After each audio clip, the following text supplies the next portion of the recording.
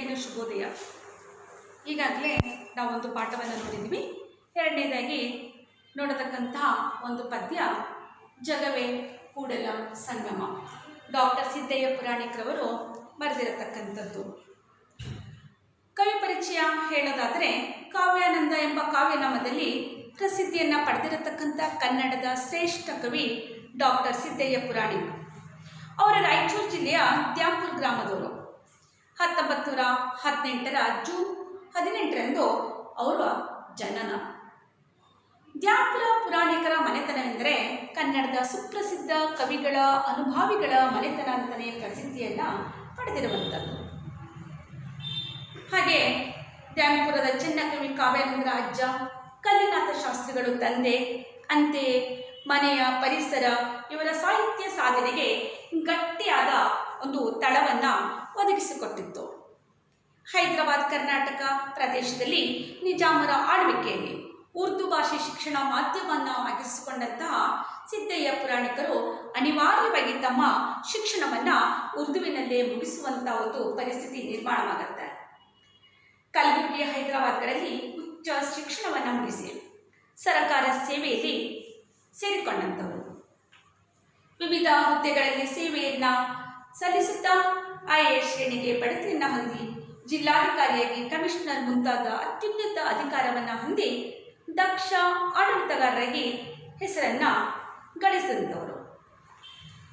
ಅವರ ಒಂದು ಕೃತಿಗಳ ಪರಿಚಯ ಅಂತಂದರೆ, ಈವರೆಗೆ 9 ಕವನ ಸಂಕಲನಗಳು, 2 ವಚನ ಸಂಗ್ರಹಗಳು, 5 ನಾಟಕಗಳು, 2 ಕಥಾ ಸಂಕಲನ, 1 ಕಾದಂಬರಿ, 8 ಮಕ್ಕಳ ಸಾಹಿತ್ಯ ಕೃತಿಗಳು, 6 ಜೀವನ ಚರಿತ್ರೆಗಳು, 13 ಸಂಪಾದಿತ ಕೃತಿಗಳು, ಅನುವಾದ, ಇನ್ನಷ್ಟು ಇತರ ಕೃತಿಗಳು, ಹೀಗೆ ಒಟ್ಟು 50ಕ್ಕೂ ಹೆಚ್ಚು ಕೃತಿಗಳು ಇವರಿಂದ ರಚಿತವಾಗಿದೆ. 100 ಲೇಖನಗಳು, 1000 ಭಾಷಣಗಳು ಇವರ ಸಾಹಿತ್ಯ ಮುಖದ ಔನ್ನತ್ಯದ ಸಂಕೇತ ಎನಿಸಿದೆ.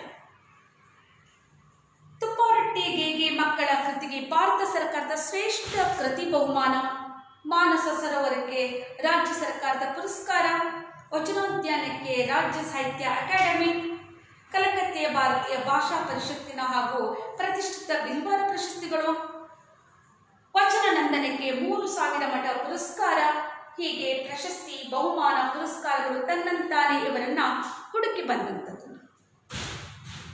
ಇವರ ನಾಡುನುಡಿಯ ಸಾಹಿತ್ಯ ಕ್ಷೇತ್ರದ ಸೇವೆಯನ್ನು ಗಮನಿಸಿ. ಕರ್ನಾಟಕ ವಿಶ್ವವಿದ್ಯಾಲಯವು 1970ರಲ್ಲಿ ಇವರು ಸರ್ಕಾರಿ ಸೇವೆಯಿಂದ ನಿವೃತ್ತರಾಗುವಂಥ 1 ವರ್ಷ ಮುನ್ನವೇ ಗೌರವ ಡಾಕ್ಟರೇಟ್ ಪದವಿಯನ್ನು ನೀಡಿ ಸನ್ಮಾನಿಸಲಾಯಿತು. ಆಧುನಿಕ ವಚನಕಾರರಲ್ಲಿ ಇವರ ಸ್ಥಾನ ಬಹುದೊಡ್ಡದು. ವಚನೋದ್ಯಾನ, ವಚನ ನಂದನ ಹಾಗೂ ವಚನ ರಾಮ ಕೃತಿಗಳು ಅವರ ಜೀವನಾನುಭವ, ಜೀವನ ಸಂದೇಶಗಳನ್ನು ಒಳಗೊಂಡಂಥ ಮಹಾಕೃತಿಗಳು ಎನ್ನಬಹುದು. ಕಲ್ಲೋಲ ಮಾಲೆ ಅವರ ಇನ್ನೊಂದು ವಿಶಿಷ್ಟ ಕೃತಿ. ಭಾವಗೀತೆಗಳಿಗೆ ವಚನದ ಸತ್ವವನ್ನು ಸೇರಿಸಿ ಹೆಣೆದ ವಿಶಿಷ್ಟತೆ ಇಲ್ಲಿನ ಕವನಗಳಲ್ಲಿ ನಾವು ನೋಡಬಹುದು. ಗದ್ಯ, ಪದ್ಯ, ನಾಟಕ, ಕಾವ್ಯ ಸಂಪಾದನೆ, ವಚನ, ಚರಿತ್ರೆ ಇತ್ಯಾದಿ ಸಾಹಿತ್ಯದ ಏನೆಲ್ಲ ಪ್ರಕಾರಗಳಲ್ಲಿ ಕೂಡ ಸಮರ್ಥವಾಗಿ ಬರೆದಿರುವಂಥ ಪುರಾಣಿಕರು ಕನ್ನಡದ ಒಂದು ವಿಶಿಷ್ಟ ಆಸ್ತಿಯಂತೆಯೇ ಪ್ರಸಿದ್ಧಿಯನ್ನು ಪಡೆದಿರುವಂಥದ್ದು. ಕಲಬುರಗಿಯಲ್ಲಿ ನಡೆದ ಅಖಿಲ ಭಾರತ ಕನ್ನಡ ಸಾಹಿತ್ಯ ಸಮ್ಮೇಳನದ ಅಧ್ಯಕ್ಷತೆಯನ್ನು ವಹಿಸುವ ಭಾಗ್ಯ ಇವರದಾಗಿತ್ತು. ಕರ್ನಾಟಕ ವಿಕಾಸ ವೇದಿಕೆಯ ಅಧ್ಯಕ್ಷತೆಯೂ ಇವರದು. ಅನೇಕ ಕನ್ನಡ ಸಂಘ ಸಂಸ್ಥೆಗಳನ್ನು ಹುಟ್ಟುಹಾಕಿ ಸೇವೆ ಸಲ್ಲಿಸಿದ್ದಾರೆ. ಬಸವ ಸಮಿತಿಯಲ್ಲಿ ಸಕ್ರಿಯವಾಗಿ ಸೇವೆ, ಲೋಕವಾಣಿ, ಬಸವಪಥ, ಬಸವ ಜರ್ನಲ್ ಸಂಪಾದಕರಾಗಿ, ಕನ್ನಡ ನಿಘಂಟು ಸಮಿತಿ ಸದಸ್ಯರಾಗಿ ವಿಶಿಷ್ಟ ಸೇವೆಯನ್ನು ಸಲ್ಲಿಸಿದ್ದಾರೆ. ತಮ್ಮದೇ ಆದ ಕಾವ್ಯಾನಂದ ಪ್ರಶಸ್ತಿಯನ್ನು ಸ್ಥಾಪಿಸಿ ಅತ್ಯುತ್ತಮ ಸಾಹಿತ್ಯ ಕೃತಿಗಳಿಗೆ ಪ್ರಶಸ್ತಿಯನ್ನು ನೀಡುವ ವ್ಯವಸ್ಥೆಯನ್ನು ಕೂಡ ಇವರು ಮಾಡಿದ್ದಾರೆ. ಇನ್ನು ಈ ಒಂದು ಕವಿತೆಯ ಆಶಯವನ್ನು ನೋಡೋದಾದರೆ, ಇವರು ಬರೆದಿರ್ತಕ್ಕಂಥ ಕವಿತೆ ಜಗವೇ ಕೂಡಲ ಸಂಗಮ. ಅಂದರೆ ಗುರು, ಲಿಂಗ, ಜಂಗಮ, ಪಾದೋದಕ, ಪ್ರಸಾದ, ವಿಭೂತಿ, ರುದ್ರಾಕ್ಷಿ, ಮಂತ್ರ ಮುಂತಾದವು ವೀರಶೈವ ಧರ್ಮದ ಪರಿಭಾಷೆಯಲ್ಲಿ ವಿಶೇಷ ಅರ್ಥವುಳ್ಳ ಪದಗಳು ಅಂತ ನಾವು ನೋಡುವಂಥದ್ದು. ಅವುಗಳ ತಾತ್ವಿಕ ಅರ್ಥವನ್ನು ಸಹಜವಾಗಿ ನಾವು ಪ್ರಕೃತಿಯಲ್ಲಿ ಕಾಣುವಂಥದ್ದು. ನಾವು ಪ್ರತಿಯೊಂದು ಆಕಾಶವನ್ನ ಇಲ್ಲಿ ಕವಿ ಪ್ರಕೃತಿಯಲ್ಲಿ ಹುಡುಕ್ತಾ ಹೋಗ್ತಾರೆ. ಅದುವೇ ನಿಜವಾದ ಶಿವನ ಪೂಜೆಯೂ ಆಗಬಲ್ಲದು ಎಂಬುದನ್ನು ಮಾರ್ಮಿಕವಾಗಿ ಇಲ್ಲಿ ನಿರೂಪಿಸಲಾಗಿದೆ. ಹೇಗೆ ಪ್ರಕೃತಿ ನಮಗೆಲ್ಲ ಮಾರ್ಗದರ್ಶನಗಳು. ಜೀವನದಲ್ಲಿ ನಮಗೆ ಪ್ರಕೃತಿ ಗುರುವಿನ ಸ್ಥಾನವನ್ನು ತುಂಬಿಕೊಡುವಲ್ಲಿ ಮಹತ್ವದ ಪಾತ್ರವನ್ನು ವಹಿಸುವಂಥದ್ದು. ವಿಶ್ವವ್ಯಾಪಿ ಆಕಾಶವೇ ಅದ್ಭುತ ಶಕ್ತಿಯ ಲಿಂಗ. ಈ ಆಕಾಶವನ್ನ ಇಲ್ಲಿ ಒಂದು ವಿಶಿಷ್ಟ ಶಕ್ತಿ ಉಳ್ಳಂತಹ ಈ ಆಕಾಶವನ್ನ ಅದ್ಭುತವಾದಂತಹ ಲಿಂಗ ಎನ್ನುವಂಥದ್ದು ಇಲ್ಲಿ ಪರಿಗಣಿಸುವಂಥದ್ದು. ಇವೆಲ್ಲವುಗಳ ಒಂದು ಸಂಗಮವೇ, ಇವೆಲ್ಲವುಗಳ ಕೂಡಲ ಸಂಗಮವೇ ಜಗತ್ತು. ಜಗತ್ತು ಈ ಎಲ್ಲ ಶಕ್ತಿಗಳನ್ನ ಸೇರಿಸಿ ಒಂದು ಸಂಗಮವೇ ಕೂಡಲ ಸಂಗಮ ಅನ್ನೋದನ್ನ ಜಗತ್ತಿನಲ್ಲಿ ಕಾಣೋದಕ್ಕೆ ಹೊರಟಿರತಕ್ಕಂಥವ್ರು ಇವರು. ಪೃಥ್ವಿಯ ಮೇಲಿನ ಹುಡಿಯೇ ಭಸ್ಮ, ಹುಲ್ಲೇ ಪತ್ರಿ, ಪ್ರಕೃತಿಯ ಪ್ರತಿ ಜಡ ವಸ್ತು ಜಂಗಮ, ಅಂತೆಯೇ ಅದು ಪವಿತ್ರ. ಹಾಗೆ ನಾವು ಭಸ್ಮವನ್ನು ಹುಡುಕಿ ಬೇರೆಲ್ಲಿಯೂ ಹೋಗೋದು ಬೇಡ. ಈ ಪೃಥ್ವಿ ಮೇಲೆ ಇರತಕ್ಕಂಥ ಧೂಳೆ ಇಲ್ಲಿ ಅದುವೇ ಇಲ್ಲಿ ನಾವು ಭಸ್ಮ ಅಂತ ನೋಡುವಂಥದ್ದು. ಈ ಪ್ರಕೃತಿಯಲ್ಲಿರತಕ್ಕಂಥ ಪ್ರತಿಯೊಂದು ಹುಲ್ಲು ಕೂಡ ಬಿಲ್ವ ಪತ್ರೆಯ ಪವಿತ್ರ ಸ್ಥಾನವನ್ನು ಪಡ್ಕೊಂಡಿದೆ ಅನ್ನತಕ್ಕಂಥದ್ದನ್ನು ನಾವು ನೋಡುವಂಥದ್ದು. ಅಂತೆಯೇ ಅದು ಹೀಗೆ ಸೃಷ್ಟಿಯ ಒಂದೊಂದು ಚಟುವಟಿಕೆಯು ಅಂತೆಯೇ ಅದು ಶಿವನ ಪೂಜೆ. ಪ್ರಕೃತಿಯಲ್ಲಿ ನಡೆಯುವಂಥ ಪ್ರತಿಯೊಂದು ಚಟುವಟಿಕೆಗಳು ಇದು ಶಿವನ ಪೂಜೆಯಾಗಿ ಮಾರ್ಪಡುತ್ತೆ. ಇಲ್ಲಿ ವಿಶೇಷವಾಗಿ ಶಿವನಿಗೆ ಮತ್ತೆ ಪ್ರತ್ಯೇಕವಾದ ಪೂಜೆಯ ಅಗತ್ಯ ಇಲ್ಲ. ನಡೆಯುವಂಥ ಪ್ರತಿಯೊಂದು ಚಟುವಟಿಕೆಗಳೇ ಇದು ಪೂಜೆಗೆ ಸಮಾನ ಅನ್ನುವಂಥದ್ದು ಕವಿಯ ದೃಷ್ಟಿಕೋನ. ಹಾಗೆ ಇನ್ನೊಬ್ಬನಿಗೆ ಕಷ್ಟವನ್ನು ಉಂಟು ಮಾಡದಂತಹ ಹಿತಕರ ಕಾರ್ಯ ಮಾಡುವ ಪಾಠವನ್ನ ಕಲಿಸುವ ಶಿವಧರ್ಮವೇ ಶ್ರೇಷ್ಠವಾದುದು. ಜೀವನದಲ್ಲಿ ನಾನು ಬದುಕುವುದರ ಜೊತೆ ಇನ್ನೊಬ್ಬರಿಗೆ ಬದುಕುವುದಕ್ಕೆ ದಾರಿ ಮಾಡಿಕೊಟ್ಟು, ಜೊತೆಗೆ ಅವರಿಗೆ ನಾವು ಸಹಾಯ ಮಾಡದೆ ಹೋದ್ರೂ ಪರವಾಗಿಲ್ಲ, ಕಷ್ಟವನ್ನ ಕೊಟ್ಟು ಅವರಿಗೆ ಹಿಂಸೆಯನ್ನ ಮಾಡುವಂಥದ್ದನ್ನು ಬಿಟ್ಟು ನಮಗೆ ಆದಲ್ಲಿ ನಮ್ಮದೇ ಆದ ಸಾಮರ್ಥ್ಯದ ಇತಿಮಿತಿಯಲ್ಲಿ ಇನ್ನೊಬ್ಬರಿಗೆ ಸಹಾಯವನ್ನ ಮಾಡುವಂತಹ ಯಾವುದೇ ಒಂದು ಪಾಠವನ್ನ ಕಲಿಸುವಂತಹದ್ದಿದ್ರೆ ಅದು ಶಿವಧರ್ಮ, ಅದುವೇ ಶ್ರೇಷ್ಠವಾದ ಧರ್ಮ ಅಂತ ಕವಿಯಲ್ಲಿ ಹೇಳೋದಕ್ಕೆ ಹೊರಟಿರತಕ್ಕಂಥದ್ದು. ಎಲ್ಲರೂ ಎಲ್ಲರಿಗಾಗಿ ಸಮಭಾವ ಸಮಚಿತ್ತ ಸಹಕಾರದಿಂದ ಕೂಡಿ ಬಾಳುವುದು ಧರ್ಮದ ಸಂದೇಶವಾಗಿದೆ. ಹಾಗೆ ಮನುಷ್ಯ ತಮ್ಮಲ್ಲಿಯೇ ಒಂದೇ ಮನಸ್ಥಿತಿಯಿಂದ ಇನ್ನೊಬ್ಬರ ಮನಸ್ಸನ್ನು ಅರಿತು ಇನ್ನೊಬ್ಬರ ಮನಸ್ಸಿಗೆ ಹಿತವನ್ನ ನೀಡಿ ಇನ್ನೊಬ್ಬರಿಗೆ ಸಹಾಯ ಸಹಕಾರವನ್ನ ಮಾಡಿ ಕೂಡಿ ಬಾಳುವುದರಲ್ಲಿ ಧರ್ಮದ ಸಂದೇಶ ಅಡಗಿದೆ. ಯಾವ ಧರ್ಮವೂ ಕೂಡ ಹಿಂಸಾತ್ಮಕ ಒಂದು ಕ್ರಿಯೆಯನ್ನ ಅಥವಾ ಹಿಂಸಾತ್ಮಕ ಒಂದು ಕೃತಿಯನ್ನ ಬೋಧಿಸುವುದಿಲ್ಲ. ಇಲ್ಲಿ ಧರ್ಮದ ಮುಖ್ಯವಾದ ತಿರುಳುವೆ ಮಾನವೀಯತೆ, ಒಂದು ಮಾನವ ಧರ್ಮದ ಸಂದೇಶ. ಅದುವೇ ಶಿವಧರ್ಮ ಅಂತ ಇಲ್ಲಿ ಲೇಖಕರು ಹೇಳುವಂಥದ್ದು. ಅದುವೇ ಮುಕ್ತಿಗೆ ದಾರಿ ಪ್ರಸ್ತುತ ಕವನವನ್ನು ಕಾವ್ಯಾನಂದರ ಮಾನಸ ಸರೋವರ ಕವನ ಸಂಕಲನದಿಂದ ಆಯ್ದುಕೊಳ್ಳಲಾಗಿದೆ. ಹಾಗಾಗಿ ಜಗತ್ತಿನಲ್ಲಿ ನಡೆಯುವಂಥ ಎಲ್ಲ ಚಟುವಟಿಕೆಗಳನ್ನ ಶಿವಪೂಜೆಗೆ ಹೋಲಿಸಿ ಈ ಒಂದು ಕವನವನ್ನ ಲೇಖಕರು ನಮ್ಮ ಮುಂದೆ ಪ್ರಸ್ತುತಪಡಿಸಿದ್ದಾರೆ. ಜಗವೇ ಕೂಡಲ ಸಂಗಮ, ಡಾಕ್ಟರ್ ಸಿದ್ದಯ್ಯ ಪುರಾಣಿಕ. ಪ್ರಕೃತಿಯೇ ಗುರು, ಗಗನ ಲಿಂಗವು ಜಗವೇ ಕೂಡಲ ಸಂಗಮ. ಇಲ್ಲಿ ಮನುಷ್ಯನಿಗೆ ಜೀವನದಲ್ಲಿ ಗುರುವಿನ ಒಂದು ಅವಶ್ಯಕತೆಯನ್ನು ನೋಡ್ತೀವಿ. ಗುರು ಮುಖೇನವಾಗಿ ಪಡೆದಂಥ ಪಾಠ ಇರಬಹುದು, ಗುರು ಮುಖೇನವಾಗಿ ಪಡೆದಂಥ ಒಂದು ಅನುಭವ ಇರಬಹುದು, ಅಥವಾ ಯಾವುದೇ ಒಂದು ವಿಷಯವನ್ನು ಗುರುಮುಖದಿಂದ ಪಡೆದಾಗ ಅದು ಸಾರ್ಥಕತೆಯನ್ನು ಪಡೆಯುತ್ತೆ ಅನ್ನತಕ್ಕಂಥದ್ದು ನಮ್ಮ ಮನೋಭಾವ. ಇಲ್ಲಿ ಮನುಷ್ಯನ ಪ್ರತಿಯೊಂದು ವಿಷಯಕ್ಕೂ ಅನುಭವಕ್ಕೂ ನಮಗೆ ಸಲಹೆಯನ್ನು ಕೊಡುವುದಕ್ಕೂ ಇಲ್ಲಿ ಯಾರು ಪ್ರಕೃತಿಯೇ ನಮಗೆ ಗುರುವಾಗಿ ನಿಲ್ಲುವಂಥದ್ದು. ಪ್ರತಿಯೊಂದು ಹೆಜ್ಜೆಗೂ ಇಲ್ಲಿ ಪ್ರಕೃತಿ ನಮಗೆ ಏನು ಮಾಡಬೇಕು ಏನು ಮಾಡಬಾರ್ದು ಅನ್ನತಕ್ಕಂಥ ವಿಷಯವನ್ನ ಗುರುವಿನ ಸ್ಥಾನದಲ್ಲಿ ಇಲ್ಲಿ ನಿಂತು ನಮಗೆ ಹೇಳುವಂಥದ್ದು. ಗಗನ ಇದು ಅನಂತವಾಗಿರತಕ್ಕಂಥದ್ದು. ಆದಿ ಅಂತ್ಯಗಳನ್ನು ಇಲ್ಲತಕ್ಕಂಥ ಗಗನವನ್ನು ಇಲ್ಲಿ ಶಿವಲಿಂಗಕ್ಕೆ ಹೋಲಿಸುತ್ತಾರೆ. ಹಾಗಾದರೆ ಭಗವಂತನು ಕೂಡ ಆದಿ ಅಂತ್ಯವನ್ನ ನಮಗೆ ನಮ್ಮ ಒಂದು ಮನೋಭಾವಕ್ಕೆ ಸಿಗಲಾರದಂತಹ ಭಗವಂತನ ನಿಲುವನ್ನು ನಾವಿಲ್ಲಿ ನೋಡುವಂಥದ್ದು. ಹಾಗಾಗಿ ಇದು ಪ್ರಕೃತಿಯೇ ನಮಗೆ ಒಂದು ಲಿಂಗ. ಈ ಪ್ರಕೃತಿ ಮತ್ತೆ ಈ ಗಗನ ಲಿಂಗದ ಸ್ಥಾನ ಸ್ಥಾನದಲ್ಲಿರತಕ್ಕಂಥ ಗಗನವೇ ಜಗತ್ತಿನ ಒಂದು ಸಂಗಮ, ಅದರ ಸಂಗಮವೇ ಕೂಡಲ ಸಂಗಮ ಅಂತ ಇಲ್ಲಿ ಕವಿ ಹೇಳಿರತಕ್ಕಂಥದ್ದು. ಹುಡಿಯೇ ಭಸ್ಮವು ಹುಲ್ಲೆ ಪತ್ರಿಯು ಜಡವಿದೆಲ್ಲವೂ ಜಂಗಮ ಕುಡಿಯುವ ನೀರೇ ತೀರ್ಥ. ಹುಡಿಯೇ ಭಸ್ಮ, ಇಲ್ಲಿನ ಮಣ್ಣಿಗೂ ಇಲ್ಲಿನ ಒಂದು ಭಸ್ಮ ಅಂತ ಮಣ್ಣಿನ ಒಂದು ಹುಡಿಗೂ ಕೂಡ ಒಂದು ವಿಶಿಷ್ಟವಾದ ಸ್ಥಾನವಿದೆ. ಶಿವ ಶರಣರು ನಡೆದಂಥ ಮಣ್ಣು, ಇಲ್ಲಿರತಕ್ಕಂಥ ಪ್ರತಿಯೊಂದು ಮಣ್ಣಿಗೂ ಕೂಡ ಅದರದೇ ಆದ ವೈಶಿಷ್ಟ್ಯತೆ ಇದೆ. ಅದು ಭಸ್ಮಕ್ಕೆ ಸಮಾನವಾಗಿರತಕ್ಕಂಥದ್ದು. ನಮಗೆ ವಿಶೇಷವಾಗಿ ಮತ್ತೆ ಬೇರೆ ಭಸ್ಮದ ಅವಶ್ಯಕತೆ ಇಲ್ಲ. ಇಲ್ಲಿನ ಮಣ್ಣಿನ ಧೂಳಿನ ಕಣಿವೆ ಭಸ್ಮ ಇಲ್ಲಿರತಕ್ಕಂಥ ಪ್ರತಿಯೊಂದು ಹುಲ್ಲೆ ಒಂದು ಪತ್ರಿಗೆ ಸಮಾನವಾಗಿರತಕ್ಕಂಥದ್ದು ಅಂತ ಹೇಳುವಂಥದ್ದು. ಹಾಗೆ ಕುಡಿಯುವ ನೀರೇ ತೀರ್ಥ, ತಿನ್ನುವ ರೊಟ್ಟಿ ಶಿವನ ಪ್ರಸಾದ. ನಾವು ತೀರ್ಥ ಅಂತ ಮತ್ತೆ ದೇವಸ್ಥಾನಕ್ಕೆ ಹೋಗಿ ತೀರ್ಥವನ್ನು ಕುಡಿದು ಪವಿತ್ರವಾಗುವಂಥ ಅವಶ್ಯಕತೆ ಇಲ್ಲ. ಇಲ್ಲಿ ನಾವು ಒಂದು ಪರಿಶುದ್ಧವಾದ ಮನಸ್ಸಿನಿಂದ ಸಹಾಯ ಸಹಕಾರ ಮನೋಭಾವದಿಂದ ಕುಡಿಯುವಂಥ ಅಲ್ಲಿ ನೀರು ನಮಗೆ ತೀರ್ಥದ ಸಮಾನವಾಗಿದೆ. ಹಾಗಾದರೆ ನಮ್ಮ ಕಾಯಿಕ ಪರಿಶುದ್ಧತೆಯಿಂದ ಇದ್ದಾಗ, ನಮ್ಮ ಚಟುವಟಿಕೆ ಪರಿಶುದ್ಧತೆಯಿಂದ ಇದ್ದಾಗ ನಮಗೆ ದೈವ ಸಾನ್ನಿಧ್ಯದ ತೀರ್ಥಕ್ಕಿಂತ ನಾವು ಕುಡಿಯುವಂಥ ನೀರು ಅದು ತೀರ್ಥಕ್ಕೆ ಸಮಾನ. ತಿನ್ನುವ ರೊಟ್ಟಿ ಶಿವನ ಪ್ರಸಾದ. ನಾವು ತಿನ್ನುವ ಅನ್ನ ಇರ್ಬೋದು, ರೊಟ್ಟಿ ಇರ್ಬೋದು, ಅದು ಶಿವನಿಂದ ಬಂದಿರತಕ್ಕಂಥದ್ದು. ಅಂದರೆ ನಾವು ಶ್ರಮಪಟ್ಟು ಪಡೆದಂತಹ ಒಂದು ವಸ್ತು ಅದು ದೈವಕ್ಕೆ ಸಮಾನ ಅನ್ನುವಂಥದ್ದು. ಶ್ರಮದ ಬೆವರೆ ಸ್ನಾನ, ದುಡಿತದ ಹಾಡೆ ಮಂತ್ರ ನಿನಾದವು. ಶ್ರಮದ ಬೆವರೆ ಸ್ನಾನ, ಮನುಷ್ಯ ಕಾಯಕದಲ್ಲಿ ನಿಷ್ಠೆಯನ್ನು ತೋರಿ ಅದರಲ್ಲಿ ತನ್ನನ್ನು ತೊಡಗಿಸಿಕೊಂಡು ಶ್ರಮವನ್ನು ಹರಿಸಿ ಬೆವರನ್ನು ಹರಿಸಿ ಶ್ರಮಪಟ್ಟು ಬೆವರನ್ನು ಹರಿಸಿ ನಾವು ದುಡಿತವನ್ನು ಮಾಡಿದಾಗ ಅದರಿಂದ ನಮ್ಮ ಮೈಯಲ್ಲಿ ಇಳಿಯುವಂತಹ ಒಂದು ಬೆವರಿದೆಯಲ್ಲ, ಅದುವೇ ಸ್ನಾನ.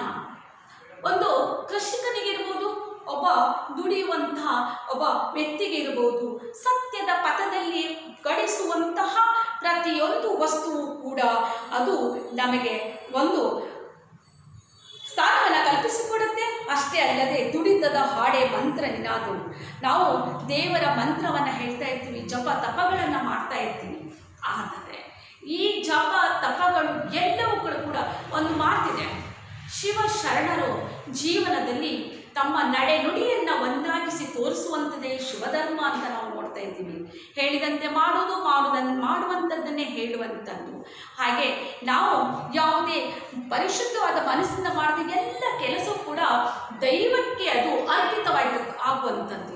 ಅಲ್ಲದೆ ಮನಸ್ಸಿನಲ್ಲಿ ಕಶ್ಮಲವನ್ನು ತುಂಬಿಕೊಂಡು ಅಥವಾ ಮನಸ್ಸಲ್ಲಿ ಹಿಂಸೆಯ ಒಂದು ವಿಷಯವನ್ನು, ಕ್ರೌರ್ಯದ ವಿಷಯವನ್ನು, ಸ್ವಾರ್ಥದ ವಿಷಯವನ್ನು ಮನಸ್ಸಿನಲ್ಲಿ ಇಟ್ಟುಕೊಂಡು ಯಾವುದೇ ದೈವ ಕಾರ್ಯಗಳು ಮಾಡಿದರೆ ಅದು ನಿಷ್ಪ್ರಯೋಜಕವಾಗತ್ತೆ, ನಿಷ್ಫಲವಾಗತ್ತೆ. ಅದರ ಪ್ರತಿಫಲವನ್ನು ನಾವು ಪಡ್ಕೊಳ್ಳೋದಕ್ಕೆ ಸಾಧ್ಯ ಇಲ್ಲ ಅನ್ನತಕ್ಕಂಥದ್ದನ್ನು ನಾವು ನೋಡ್ತೀವಿ. ಇಂತಹ ನಿಷ್ಠೆಯ ಜೀವನದಲ್ಲಿ ತೊಡಗಿಸಿಕೊಂಡವರಿಗೆ ಪ್ರತ್ಯೇಕವಾದಂತಹ ದೈವ ಸಾನ್ನಿಧ್ಯದಲ್ಲಿರತಕ್ಕಂಥ ಯಾವುದೊಂದು ತೀರ್ಥದ ಅವಶ್ಯಕತೆ ಇಲ್ಲ. ಆ ಪೂಜೆ, ಜಪ, ತಪ, ಮಂತ್ರಗಳು ಅವಶ್ಯಕತೆ ಇಲ್ಲ ಅನ್ನತಕ್ಕಂಥದ್ದನ್ನು ನಾವು ನೋಡುವಂಥದ್ದು. ಭದ್ರವನ್ನೇ ನೋಡ್ಬ ಅಕ್ಷಯೇ ಭಾವಿಸಲು ರುದ್ರಾಕ್ಷಿಯು. ಸತ್ಯದ ಹಾದಿಯಲ್ಲಿ ನಾವು ಕಾಣುವಂತಹ ಪ್ರತಿಯೊಂದು ವಿಷಯಗಳು ನಮಗೆ ಅದು ರುದ್ರಾಕ್ಷಿಗೆ ಸಮಾನ. ಹಾಗೆ ಭದ್ರವನ್ನೇ ನುಡಿದು ಮಾಡುವೆನೆಂಬ ಬುದ್ಧಿಯೇ ದೀಕ್ಷೆಯು, ಸರ್ವವು ಶಿವನೆಂಬ ಅಂಶವೆನ್ನುವ ಧರ್ಮ ಒಂದೇ ಧರ್ಮವು. ಹಾಗೆ ಮಾಡುವಂಥ ಪ್ರತಿಯೊಂದು ವಿಷಯದಲ್ಲಿ ನಾವು ಪರೋಪಕಾರ ಮನೋಭಾವದಿಂದ ಸ್ವಾರ್ಥವನ್ನು ತ್ಯಜಿಸಿ ಸತ್ಯದ ಪಥದಲ್ಲಿ ಮಾಡುವಂತಹ ಕೆಲಸ ಅದು ಧರ್ಮದಿಂದ ನಡೆಯುವಂತಹ ಕೆಲಸ ಆಗತ್ತೆ. ಇಂಥ ಧರ್ಮ ಒಂದೇ, ಇಂತಹ ಒಂದು ಕಾಯಕ ಒಂದೇ ನಾವು ಧರ್ಮ ಅಂತ ಹೇಳಬಹುದು. ಇಂತಹ ಒಂದು ನಮ್ಮಲ್ಲಿರತಕ್ಕಂಥ ಮನೋಭಾವ ಬುದ್ಧಿಯೇ ನಮಗೆ ಮಂತ್ರೋಪದೇಶ, ದೀಕ್ಷೆ ಅನ್ನತಕ್ಕಂಥ ಮಾತನ್ನು ಹೇಳುವಂಥದ್ದು.